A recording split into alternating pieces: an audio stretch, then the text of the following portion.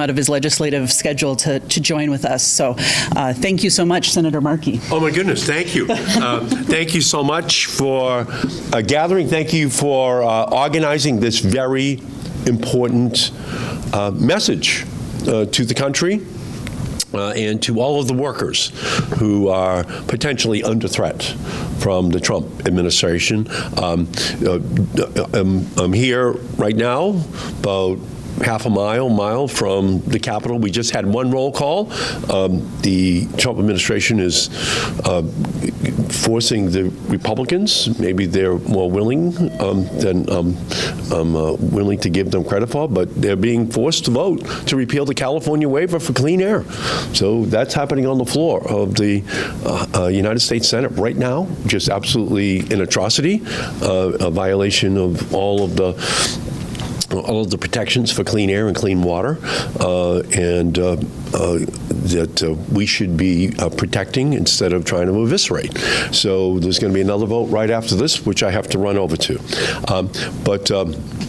But what we're gathered here to discuss today is just part of this continuing assault by the Trump administration on traditional values, which we should all hold dear. And I thank the Higher Education Labor United for inviting me here today and for hosting this important event. Higher education is under attack. Donald Trump, Elon Musk, and Republicans in Congress are slashing research funding. They're imperiling financial aid for students and their families.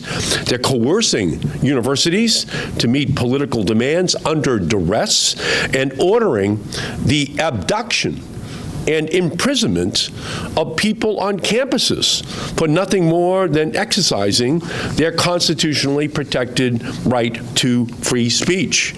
I went down to a prison in Louisiana to visit Ramesa Ozturk, a graduate student at Tufts University, who was charged with writing an op-ed in the Tufts undergraduate newspaper. And just seeing her as a graduate student with an orange jumpsuit on in a prison 100 miles outside of Baton Rouge, taken off of the streets of Somerville, Massachusetts, is just a further example of this incredibly intolerant, oppressive, authoritarian regime, which is the Trump administration. So all she was doing is trying to exercise her rights of free speech. And they were denying her that First Amendment right and her Fifth Amendment right to due process at the same time. That's how they're conducting themselves across the board. We're here today to say loud and clear to Donald Trump and his administration, these attacks cannot stand. The American people demand more opportunities to achieve the American dream through higher education, not fewer.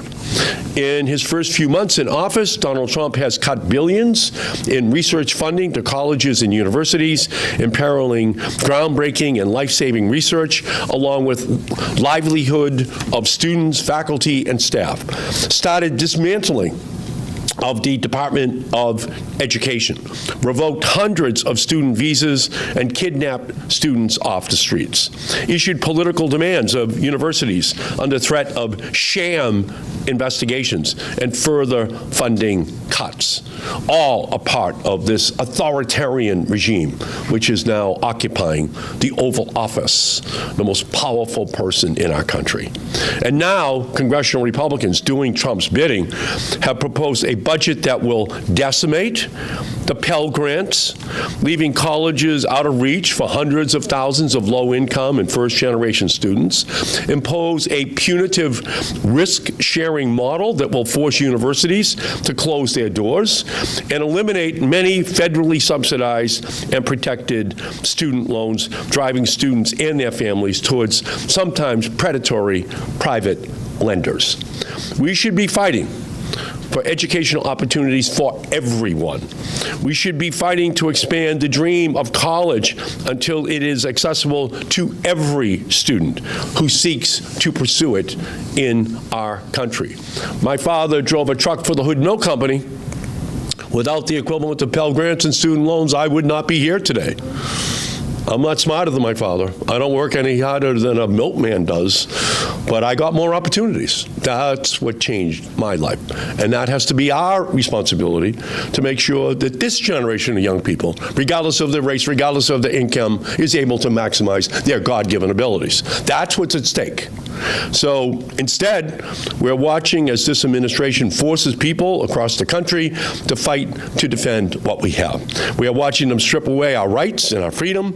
They only want freedom for the few, education for the few, and opportunity for the few, because this administration and its lackeys in Congress only serve Donald Trump and the billionaire class.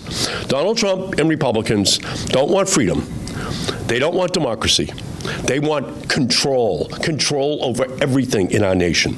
They want to control curriculums and dictate who can research what and when. They want to control the speech of students like Rumeysa Ozturk. They want to ensure that anyone who dares to tell them no, who dares to speak out of turn, that they'll rip away your funding and send you fear-mongering notices and the use of force of the federal government to blackmail you into compliance. That is what they are doing.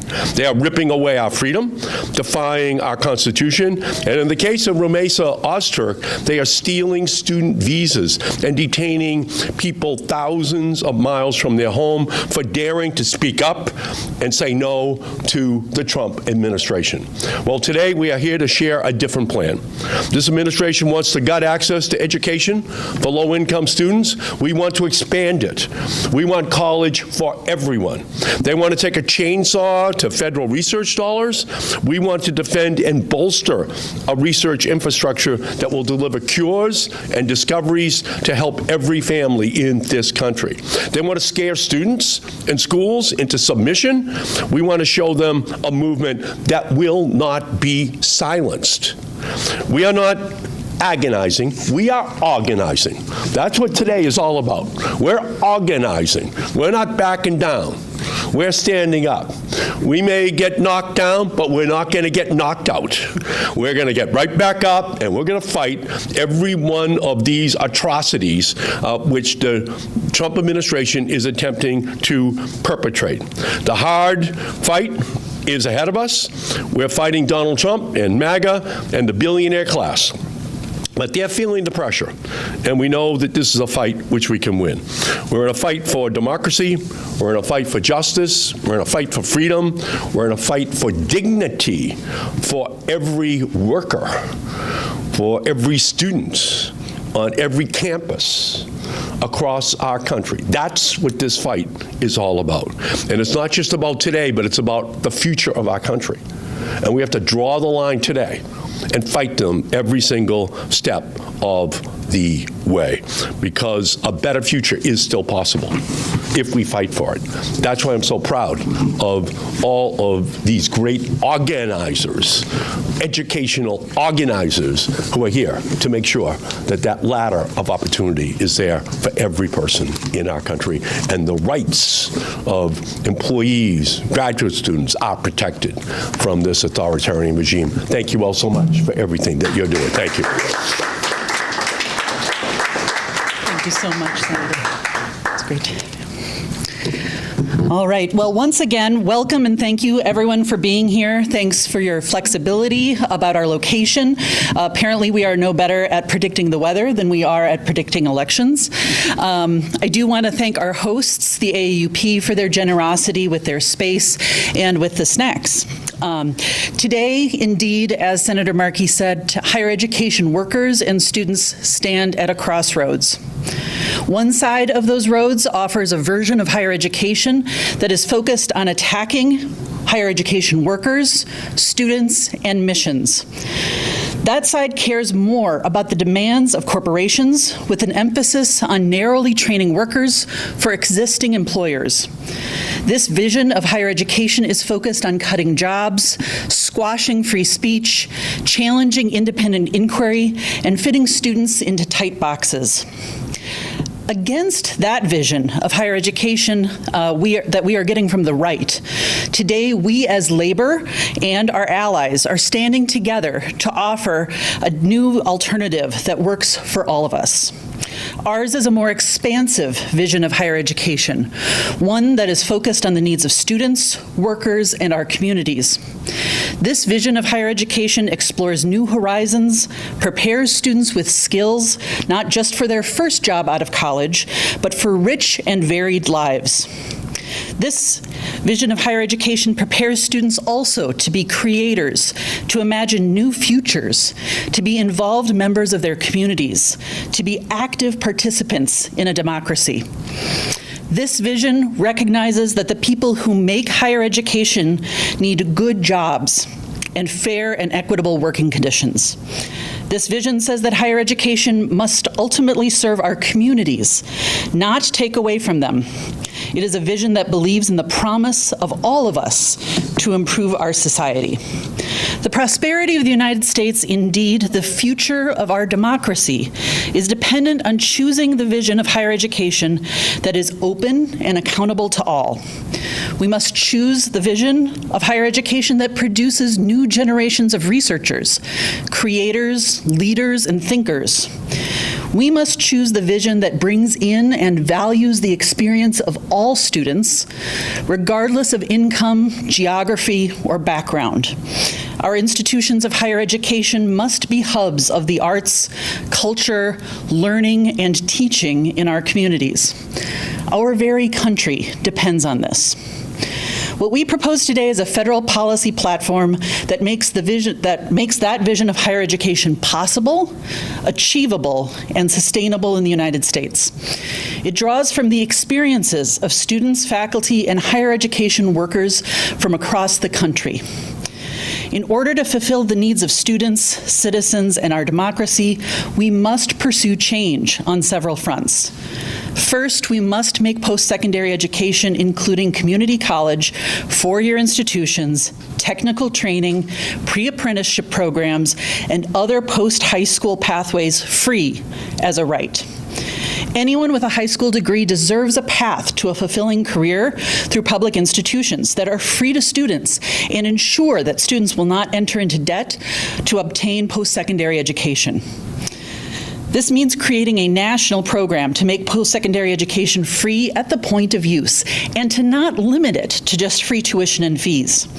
We must account for additional expenses, including books, housing, food, tools, and/or necessary class supplies. These extra expenses often are the part of college, the cost of college, that makes it inaccessible to low-income students, students of color, and so-called non-traditional students. Students should have the right to broaden their experiences and perspectives through general education programs across a broad range of academic fields and disciplines, as well as develop skills in focused areas. Higher education must be able to accommodate everyone who wants to learn and grow, from future electricians and nurses to those who want to study biology, music, or a foreign language. In addition to expanding the scope and the options of higher education, it is time to recruit individuals who have not considered college as part of their future to the benefit of the whole country, which depends on higher education for basic research, employment training, ethical and civics education. But we cannot simply throw open the doors of higher education without ensuring that the workers who are at the center of that process are taken care of. It would be easy to make college free by cutting jobs, downsizing curricular options, ballooning workloads, closing physical campuses, and pushing students online, and outsourcing all manner of services. Instead, we need to make sure higher education jobs in college towns, big cities, and everything in between are good union jobs that allow workers, families, and communities to thrive. We don't just have an obligation to provide this expansive vision of higher education for all Americans. Indeed, Americans have a right to this kind of education. Americans have a right to institutions that focus on learning, teaching, discovery, and innovation. I'm thrilled today to be able to introduce a number of speakers who will talk further about this platform and its necessity in our society. First of all, Margaret Cook, the Vice President of CWA, is unfortunately unable to be with us today because of a family emergency, but we thank her and her union for her work on this as well. It's my honor to introduce Raphael Jamie, the President of UAW. Raphael is the President of UAW 4811, the union of 48,000 academic workers at the University of California system. Thank you, Rafa.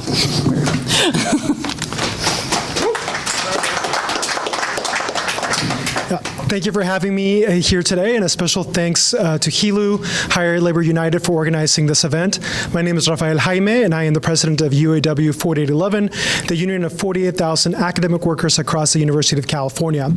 We're here today for one important reason. As you all well know, the last few months since Trump's inauguration have been a relentless attack on scientific research and higher education.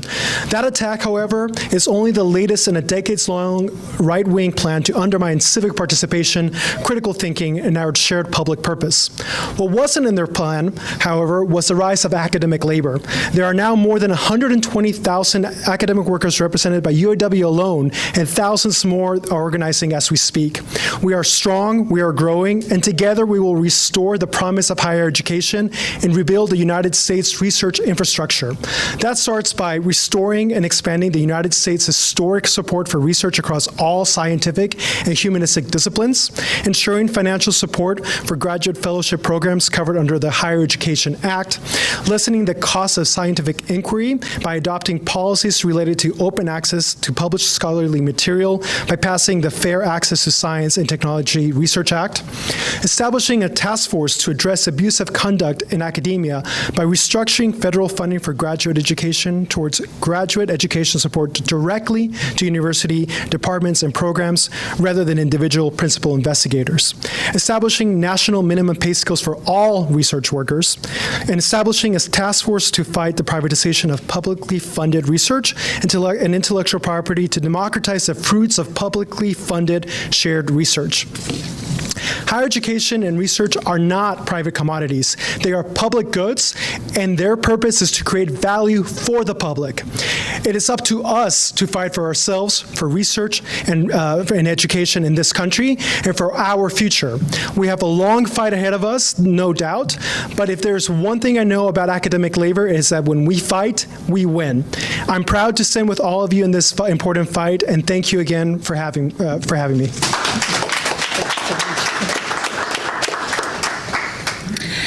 Next up, we have Chris Townsend. Chris is the retired political action director of UE, and he is speaking on behalf of the union. Thank you.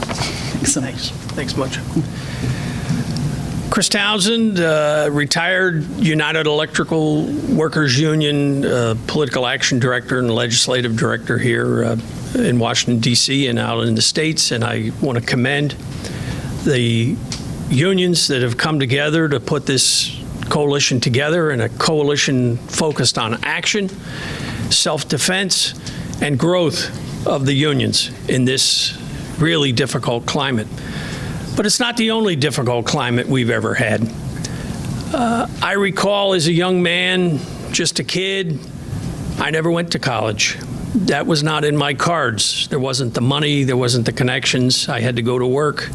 And I found myself into the labor movement, and I remember some of us, the radicals, I suppose, would sit around and drink cheap beer and think about big questions like, when are these workers who work for these universities and colleges ever going to join a union? This was the late 70s. When in the world are registered nurses and physicians going to see the light, and hospital workers and all of that realm going to see the see the merits of organized labor and organization? When are physicians and all service workers of all sizes and shapes? Well, that day is here, friends. That day is here, and it is long overdue, And it's thanks to all of you and all the member organizations and the folks in UE, and I'll tell a quick story. The very first pioneer group of higher ed workers in UE was 1964, when the service workers and the maintenance workers at Antioch College in Ohio staged an uprising against the Vietnam War in cahoots with the students. And they joined UE. And at that point in time, it was a really remarkable thing. Here's service college workers who want to join our union. Well, they pounded on the door and pounded until the union let them in. And it was many years until we took in the second group, which was 30 years ago in Iowa, our local 896, UE Local 896, the Committee to Organize Graduate Students, took that college and university by storm and organized, and to this day remain a very active local. And they were sort of the introduction for our union to the bigger and broader number of higher ed graduate and teaching assistants all around the country who have now come in several dozen units, come in by the tens of thousands, and each one is an inspiration.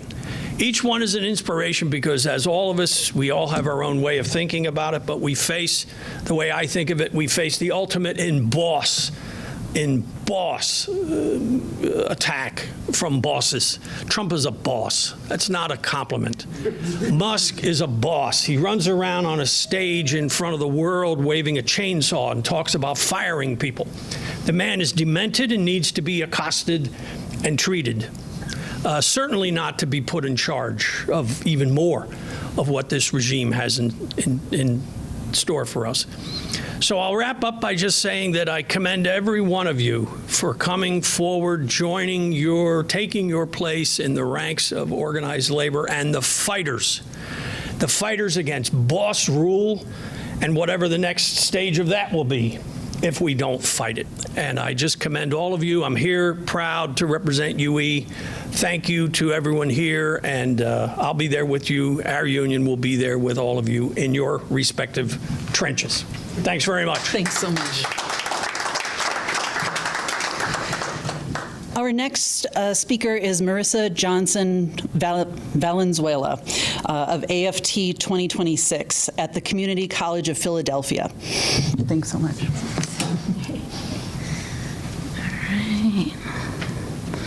Phone here. Good morning, y'all.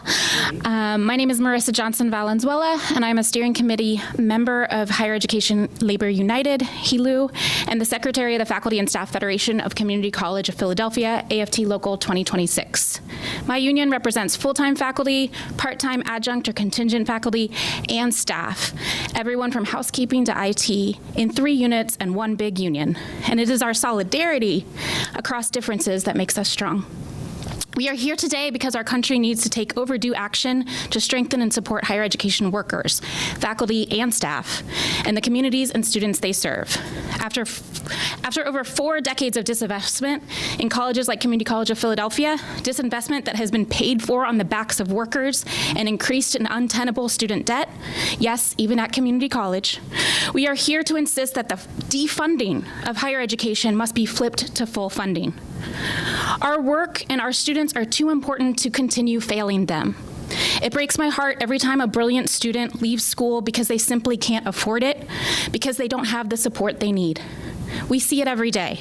And while so many of us go above and beyond for our students, such exhaustion will never solve the systemic failures that we are here to address. Community colleges need to be more than talking points and photo ops for politicians who almost always didn't attend community college and who won't send their kids to one. We need real investment and commitment to our community colleges, whose workers go above and beyond, often are underpaid and understaffed, to make sure that almost half of this country's college students, of which are community college students, get so much more than an education in inequality and dismissal. Because that's not what they signed up for, right? At colleges like mine, we are educating the next generation of nurses and welders, teachers and programmers, artists and innovators. We run apprenticeship programs that channel students into good, often union jobs. Sometimes, when I'm grading hundreds of student essays, I seriously consider enrolling in our welding program. The paycheck would be better. And we need more of this. All of this, more support, more educators and staffers, more apprenticeship programs, so that we can help more students and truly become the life-affirming community centers that community colleges were supposed to be, were founded to be, and that have the future, that have the potential to become. As we say at CCP, we are the heart of Philly, just as community colleges across America are the heart of theirs. And if we are really going to be community hubs, then we also have to talk about governance. As a union leader, I've seen time and again how college leadership is set up to fail. Our former college president would not even join our union in calling for more funding. And I have been struck by just how desperately we need meaningful shared governance. Shared governance is a term that gets thrown around a lot. What I mean is shared governance where students, workers, and communities we serve all have a seat and a voice at the decision-making tables. We are here today because we know we can do better. In fact, we know there is no other option. Thank you.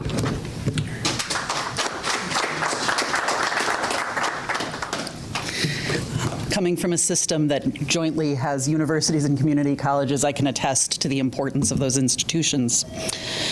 Next, I want to introduce Jason Wozniak. He is a researcher with the Debt Collective, an important group that studies student debt and institutional debt. Thanks so much, Jason. Appreciate it.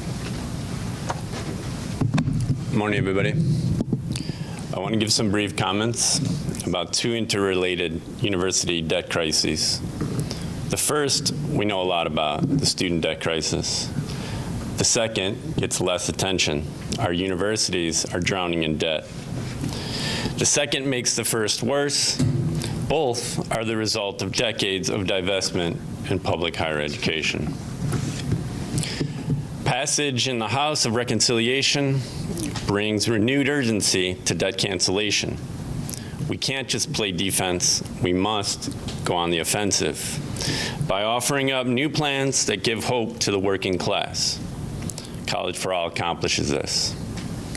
I'm here today as a member of the Debt Collective with the obligation not to ask for student debt forgiveness, but to demand student debt cancellation. That's because no one, and I mean no one, in the past nor in the present, did anything wrong by taking out loans to go to college. What's wrong is that while the rich get richer, debtors have to work harder and longer to pay off their student loans. The grammar school teacher in Chicago doesn't need forgiveness for her loans. She deserves cancellation.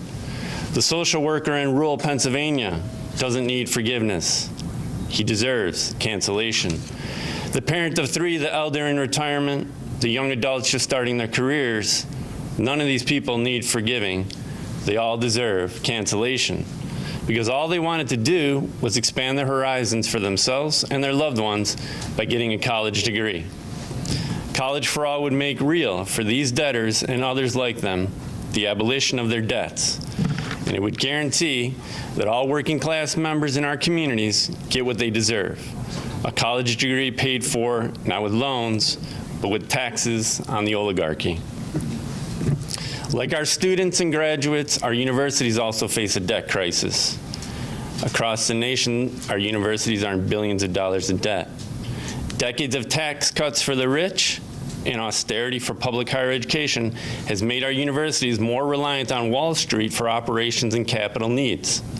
This gives Wall Street, not faculty, staff, and the people, enormous power to shape what happens on our campuses. It influences the salaries that our staff and faculty have or don't have. It influences what programs and classes we offer. And when austerity hits, Wall Street gets served and the people get sold out. A truly public university is one that is democratically run by the people, not banks. Universities must serve communities, not Wall Street loans. And for this to happen, we need to cancel university debts, and we need to find ways to publicly fund the public institutions that are for all of us and us alone. Thank you very much.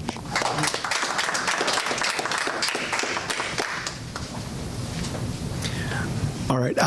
Now it's my great honor to introduce Senator Mark Takano, who has long been a champion for labor and for higher education, including my own union, UAW 4811. Thank you.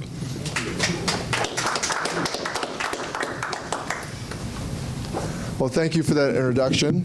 I'll just say that I'm not a senator yet, and I actually don't look to see the Senate as like some higher body. They are a co-equal branch of Congress, and much like I see the presidency as a co-equal branch of Congress, or it's a co-equal branch to the House of Representatives. The Senate is, but nevertheless, I'm honored to be here and surrounded by so many strong advocates and labor leaders. And long before I got to Congress, I was a teacher. And for 24 years, I worked day in and day out to make sure that my students got the best possible education I could give them. So if there just happens to be any teachers here today, let's give them a round of applause as well. But I wasn't just a teacher, I was also a proud member of a teachers union. And I know firsthand that there's power in a union, and that's why I fought so hard to get on the Education and Labor Committee. And yes, I call it the Education and Labor Committee, not the Education and Workforce Committee, despite any Republican name changes.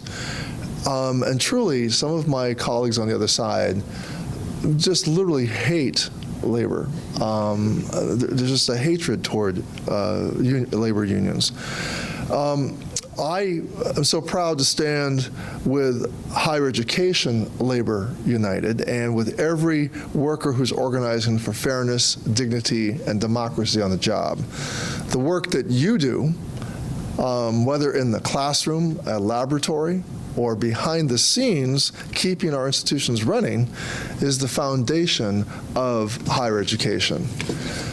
But for far too long, you've been asked to do more with less, more students, more responsibilities, more pressure, and in return, stagnant wages, shaky contracts, and a system that treats you as disposable instead of what you really are, indispensable. That has to change because conditions for educators are really untenable. A shift away from tenure toward contingent, precarious labor.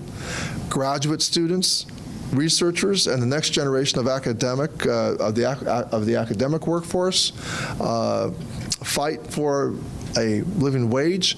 Public universities suffer under decades of disinvestment while students drown in debt.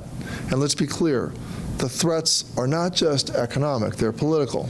The administration has declared a war on higher education, from attacks on academic freedom to right-wing efforts to silence dissent. The higher education workforce is on the front lines of the battle for democracy itself. So as my friend Speaker Emerita Pelosi is fond of saying, let's not agonize, let's organize. And that is what you're doing here today. You're binding all together the collective power and strength of your unions to advocate for a bold platform that we've heard about today. You're making higher education, higher ed labor, a force that can't be ignored and will not be divided. As someone who spent decades in the classroom and now fights in Congress, I see the potential and power in this platform. So let's keep going. Let's bargain together. Let's strike together. Let's speak with one voice for the educators, for the students, and for the future of public higher education in this country. Thank you, and let's be in solidarity forever. Thank you. Thank you so much, Representative. Thank you. All right. Next is Marshall Steinbaum from the Jane Family Institute. Marshall is a senior fellow higher education of Higher Education Finance, at the Jane Family Institute and an assistant professor of economics at the University of Utah. Thanks so much, Marshall. Thanks, Jenna. And thank you to HELU for having me today. 50 years ago, we privatized higher education in this country on the theory that students should pay tuition to boost their income. And now the federal government issues $100 billion of new student loans every year, of which 70% is never going to be repaid. That number is going to get worse if we end federally subsidized student lending, not better, as the executive is currently saying. That no strings attached federal funding enables administrators and budget-cutting state legislatures to shift the cost of higher education to students and away from the public purse. They gesture at the market and student choice as the mechanism that disciplines the conduct of colleges and universities, but really what they like is the no strings attached. What they can do with that is segregate the higher education system so that the best research-sourced institutions train the most advantaged students, and they can relegate less advantaged students to less well-resourced institutions and force them to take on the debt to pay for their own workforce training. Colleges and universities should be points of pride that everyone feels like they have a stake in, not a place where you go to take on crushing debt that ruins your career rather than helps it. Privatization killed that vision of higher education and started us down the road to the current crisis, when Donald Trump and Elon Musk and Bill Ackman can wreck the place and no one who matters rises to defend it. That's the result of the plutocratic takeover of the higher education system, bringing in those destructive forces and letting them run rampant in the institutions that should be, as I said, points of pride. Instead, we propose to make public higher education a public good. We will have well-funded institutions serving all of their local population. That includes four-year undergraduates and community college students. That includes affordable technical and professional qualifications. And it includes adult learners and so-called non-traditional students. They should all have a place. They shouldn't all be relegated to the place that the system designates for them and requires them to pay through the nose in order to attend. And we'll do all of that with decent labor standards, with serving local economic development needs, and contributing to the stock of human knowledge. The crisis in higher education that we're dealing with now is the result of this 50-year-long policy failure, whose consequences we're now suffering, and couldn't be a better time to introduce something wholly new.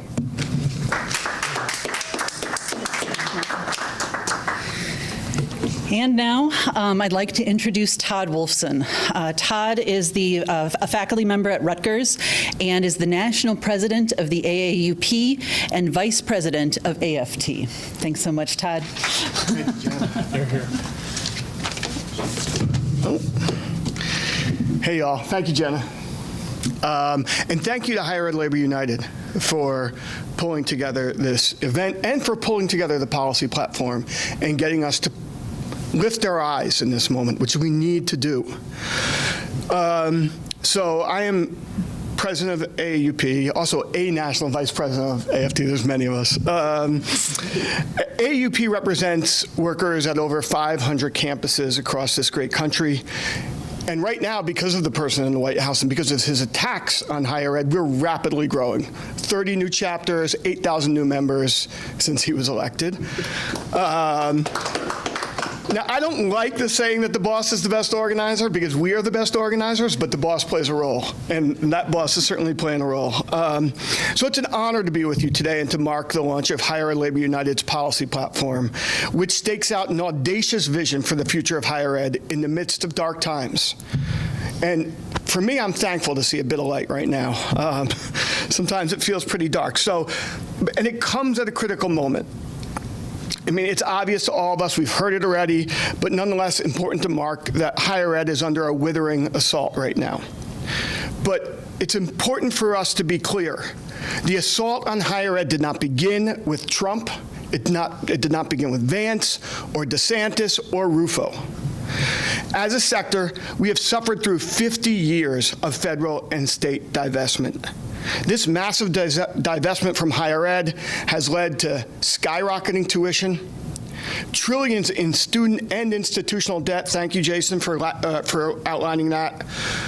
A lack of job security for workers on our campuses, and mission drift, where administrators and presidents that lead our institutions have forgotten the core purpose of our institutions: teaching the next generation, creating critical cutting-edge research, serving our communities, and being a bedrock of our democracy. And it's important to remember why divestment began. it didn't just begin because they wanted to corporatize their universities, which they've done. It began on the heels of the 60s. It began as people of color were getting broad access to free or highly subsidized higher ed. And it began as social movements across this country lifted their voice for civil rights, lifted their voices against the war, right? That's when it began. And they said it quite explicitly in California. They said, we can't let an educated proletariat get free college. We can't let the hippies in Berkeley organize against us. And so they purposefully defunded higher ed as a strategy, right? And so we really need to understand that the corporatization and neoliberal attacks on our universities are entwined with the right-wing authoritarian attacks. It's not one over here and the other over there. And when we see them as together, we understand what we're up against and what the fight is going to entail. So, as I'm saying, this howling out of the core of our higher ed paved the way for this most recent attempted takeover. And let's be clear about the attacks we've witnessed over the last couple months. The illegal thefts of billions of dollars in biomedical research that will have a atrocious impact on all of our lives, right? Our abilities to get our cancer therapies, our ability to have the doctors we go see have cutting edge research to help us. There's been abductions of our students in broad daylight. There's been thousands of visas revoked for no reason. There's been illegal and immoral attempts by the federal government to intrude on the operations of our institutions. There's been an attempt to erase the history of racism and slavery in this country, right? An attempt to make it impossible to talk about slavery in this country. And there's been the weaponization of anti-Semitism to crush dissent. And not just dissent on our campuses, but dissent overall, right? They want to stop political dissent. These attacks, and we should be really clear on this, these attacks are part of an authoritarian playbook. Authoritarian regimes attack higher education because it's an independent sector that creates independent power and independent thought and has an independent voice. And so it's our job to full-throated resist these attacks by this federal government and by our institutional leaders who are bowing knees. Because, and this is important, as higher education goes, so goes democracy. If we don't win this fight, all the other fights to follow are going to be much more difficult to win. So now is the time to rally our forces and offer a different vision of higher education and a positive path forward. We're here to remind the country that our campuses are the engine of technological innovation and one of the key drivers of our economy. And I want to stay here for a minute. It's not just that they're the drivers of our national economy, but every small town where there's a college campus, that college campus is an anchor to the economy. CCP is an anchor to the Philadelphia economy. And so beyond being an engine of our economy, it's also one of the ways a kid gets a leg up. They go to college to get a leg up, not to get trillions in debt, but to get a leg up in the economy, right? And that's what they're attacking. And also our campuses are a bedrock of our democracy. And it's precisely this promise of higher ed which is what makes the authoritarian forces want to crush us, right? They are afraid of us. They are afraid of the role of higher education in society, which is why they are attacking higher education. So, and there's the last point I want to make, which is what we have seen over the last couple months in response to Trump is that faculty, students, and staff lead. Labor leads. Our elected leaders aren't leading in response to the threats to higher ed, and certainly the presidents and administrations of our universities are not leading when we fight back against the attacks. It is faculty, students, staff, and our labor unions that have led and will continue to lead. So when Columbia bows a knee, we step in. When Harvard sort of fights back, they fight back because they're following our lead, not because they have the gumption to do it themselves. This is important. We are the ones leading this. And so, to me, a lot of folks have spoken about the vision, and it's a compelling vision that we have. And what I see is public colleges and universities as a public good, accessible to all, fully funded. where everyone has access and no one leaves with a mountain of debt. And I also see public and private universities where everyone on that campus has work with dignity, long-term, not contingent, long-term contracts and works with dignity. And I see our campuses forging innovation, supporting our democracy, our economy, and rekindling our democracy. And this is the fight, and now is the time to take the fight to these fascists. Thank you.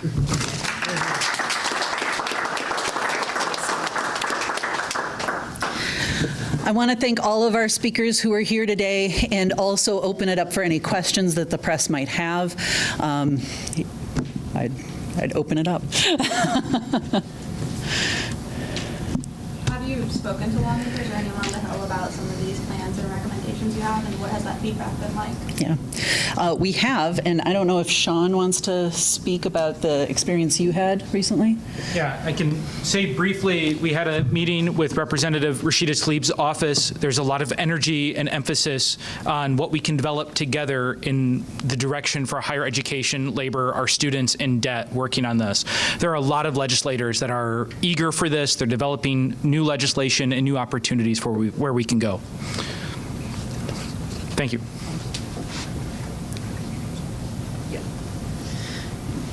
Yeah. In addition to that, we had a couple of other legislators who couldn't make it today because of votes happening in the House, and we have meetings this afternoon on the Hill with several folks. So, and is this campaign that you guys have announced today, is it a general campaign, or is it focused particularly on federal legislative changes? It is both. It is a rallying call to higher education workers around the country, and it is the opening to creating legislative change, perhaps not today or tomorrow, but moving forward into future sessions. So.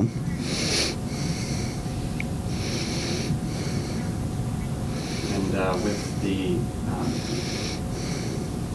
House Republicans passing seemingly an entirely different vision of what you guys have proposed here, how do you expect to actually get this done? Is it something where you're saying that this is something that's achievable on midterm elections, or how do you actually expect to get this done? Yeah. Well, one thing I'd say, and I'd turn it over perhaps to some of the other speakers, is that I really believe if Americans understood what was in the Republican reconciliation bill, they would reject it. They would say that this is not the higher education they wanted. This is not what they voted for when they voted last November. And in terms of how to get it done, we start where we start and we move forward as best we can. But I'd also open it up for, I don't know, Todd, if you had comments. The question is, how do we win, given what they're trying to do? I mean, we're going to organize. That's how we win. We're going to organize on our campuses. We're going to go on tour. We're going to talk to the communities where parents know that they need a good, strong college education. It's not going to happen tomorrow, right? This is going to take time. This is the vision.